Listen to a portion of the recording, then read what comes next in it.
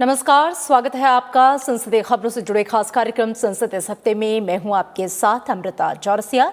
संसद इस हफ्ते की शुरुआत करेंगे, लेकिन उससे पहले बात कोविड महामारी से बचाव की। कोविड मरीजों की संख्या फिर से बढ़ रही है। संसद टीवी आपसे अपील करता है कि आप कोई भी कोताही ना बरतें, सुरक्षा के सभी उपायों का पालन करें। 45 वर्ष से अधिक आयु के सभी लोग बेहिचक टीका लगवाएं, सुरक्षित रहें और 3 आसान से उपायों का पालन करें। मास्क पहनें, 2 गज की दूरी है जरूरी, सुरक्षित दूरी बनाए रखें, साथ ही अपने हाथों को बार बार धोएं।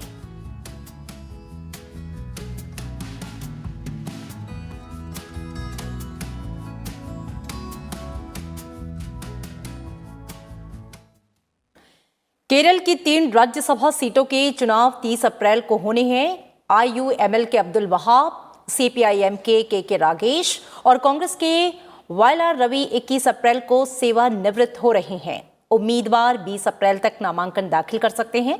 नामांकन की जांच 21 अप्रैल को होगी। नामांकन वापस लेने की अंतिम तिथि 23 अप्रैल को होगी। चुनाव 30 अप्रैल को सुबह 9 बजे से शाम 4 बजे तक होंगे। सख्त कोविड-19 प्रोटोकॉल का ध्यान रखा जाएगा। इसके साथ ही 3 मई तक चुनाव प्रक्रिया पूरी कर ली जाएगी। CPIM केरल से राज्यसभा की 2 सीटों पर चुनाव लड़ेगी और अपने राज्य समिति के सदस्य डॉक्टर V शिवदासन और केराली न्यूज के MD जॉन ब्रिट्स को मैदान में उतारने का उसने फैसला किया है। विपक्षी UDF ने राज्यसभा चुनाव के लिए इंडियन यूनियन मुस्लिम लीग के कोषाध्यक्ष और सांसद वहाब को अपना उम्मीदवार बनाने का फैसला किया है।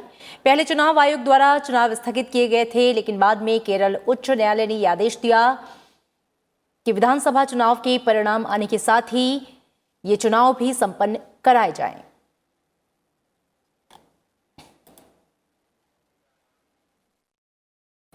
लोकसभा अध्यक्ष ओम बिरला ने राष्ट्रीय औषधि शिक्षा और अनुसंधान संस्थान संशोधन विधेयक 2021 को विचार के लिए रसायन और उर्वरक पर स्थायी समिति को सौंप दिया है। समिति को जांच पड़ताल के बाद अपनी रिपोर्ट 3 महीने के भीतर वापस देनी है। विधेयक में 6 राष्ट्रीय औषधीय शिक्षा संस्थान और अनुसंधान को राष्ट्रीय महत्व के संस्थान को घोषित करना है। इसमें अहमदाबाद, गुवाहाटी, हाजीपुर, हैदराबाद, कोलकाता और रायबरेली में स्थित 6 संस्थानों को राष्ट्रीय महत्व का दर्जा देने का प्रबंध किया गया है।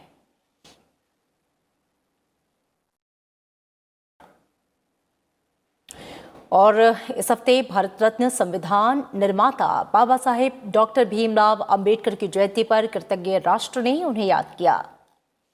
बाबा साहेब का जन्म 14 अप्रैल 1891 को मध्य प्रदेश के इंदौर जिले के मऊ कस्बे में हुआ।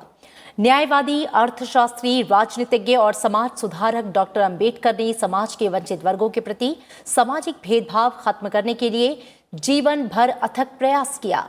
आजादी के बाद विदेश के विधि और न्याय मंत्री बने। उन्हें 1990 में मरणोपरांत देश के सर्वोच्च नागरिक सम्मान भारत रत्न से सम्मानित किया गया। राष्ट्रपति रामनाथ कोविंद ने भारत रत्न भारतीय संविधान के प्रमुख शिल्पी बाबा साहब डॉक्टर भीमराव अंबेडकर की जयंती पर उन्हें श्रद्धांजलि दी। राष्ट्रपति ने अपने संदेश में कहा कि डॉक्टर अंबेडकर ने समतामूलक, न्यायपूर्ण समाज बनाने के लिए आजीवन संघर्ष किया।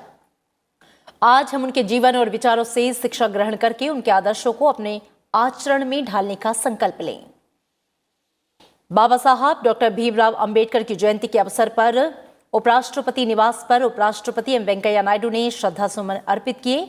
उपराष्ट्रपति ने अपने संदेश में कहा कि हमारे संविधान के शिल्पी, विद्वान, विधिक, विचारक, लेखक और समाज सचेतक बाबा साहब डॉक्टर भीमराव अंबेडकर की जयंती पर बाबा साहब के संवैधानिक दर्शन और कृतित्व को सादर नमन करता हूं।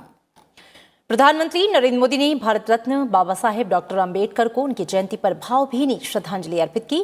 प्रधानमंत्री ने अपने ट्वीट संदेश में कहा कि समाज के वंचित वर्गों को मुख्य धारा में लाने का डॉक्टर अंबेडकर का संघर्ष प्रत्येक पीढ़ी के लिए प्रेरणा का स्रोत बना रहेगा। इसके साथ ही लोकसभा अध्यक्ष ओम बिरला ने भी महान स्वतंत्रता सेनानी और भारतीय संविधान के शिल्पी भारत रत्न बाबा साहेब डॉक्टर भीमराव अंबेडकर की जयंती पर उन्हें श्रद्धा सुमन अर्पित किया। उन्होंने कहा कि बाबा साहेब एक युग दृष्टा थे, जिन्होंने अपना संपूर्ण जीवन ऐसे समतामूलक समाज की स्थापना को समर्पित किया।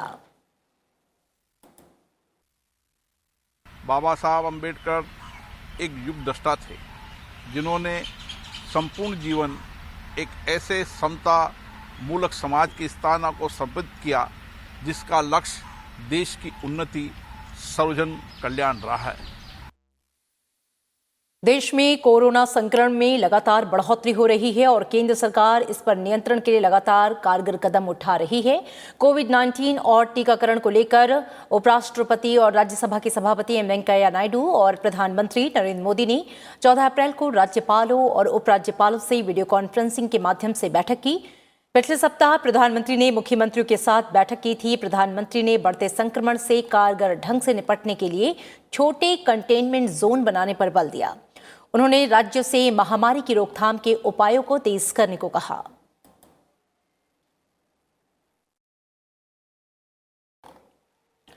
और संसद परिसर में युवा आईपीएस अधिकारियों को संसदीय प्रक्रिया की जानकारी देने के लिए प्रशिक्षण कार्यक्रम का आयोजन किया गया।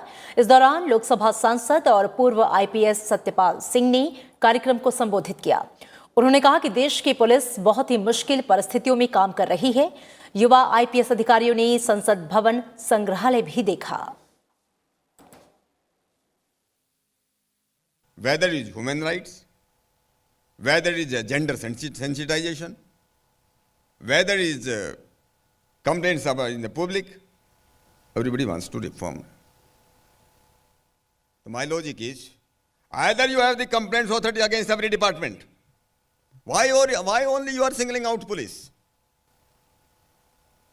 I don't know how many of you will agree with me or not.